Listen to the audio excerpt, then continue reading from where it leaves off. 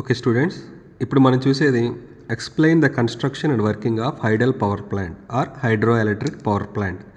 అంటే వాటర్ నుంచి ఎలక్ట్రిసిటీ ఎట్లా జనరేట్ చేయాలి మనం.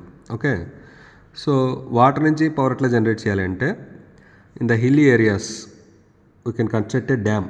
ఒక డ్యామ్ని కన్స్ట్రక్ట్ చేసి ఆ వచ్చే వాటర్ని రిజర్వాయర్లో స్టోర్ చేయొచ్చు.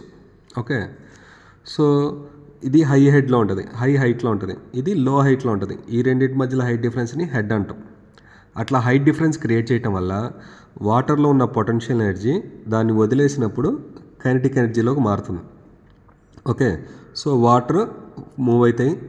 This is a surge tank. ఎప్పుడైనా వాటర్ ప్రెజర్ లెవెల్స్ ఎక్కువ డిఫరెన్స్ ఉన్నప్పుడు ఈ సర్జ్ ట్యాంక్ ఏం చేస్తుందంటే ప్రెజర్ రిలీవ్ చేస్తుంది.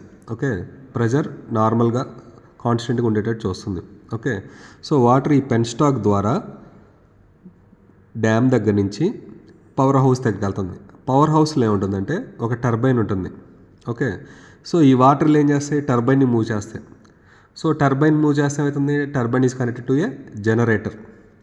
సో జనరేటర్ ఏం చేస్తుంది, it converts mechanical energy into electrical energy. So potential ఎనర్జీలో ఉన్న వాటర్ పెన్ స్టాక్ దగ్గర రాగానే కైనెటిక్ ఎనర్జీలోకి మారుతాయి. సో కైనెటిక్ ఎనర్జీ ఉన్న వాటర్ టర్బైన్ హిట్ చేయగానే మెకానికల్ ఎనర్జీ కింద కన్వర్ట్ అవుతాయి. సో జనరేటర్ నుంచి బయటకు వచ్చేది mechanical energies convert into electrical energy. This is how power is generated by using a hydro electric power plant. Okay, and these are the different parts: reservoir, dam, pressure channel, surge tank, valve house, penstock and power house. Okay.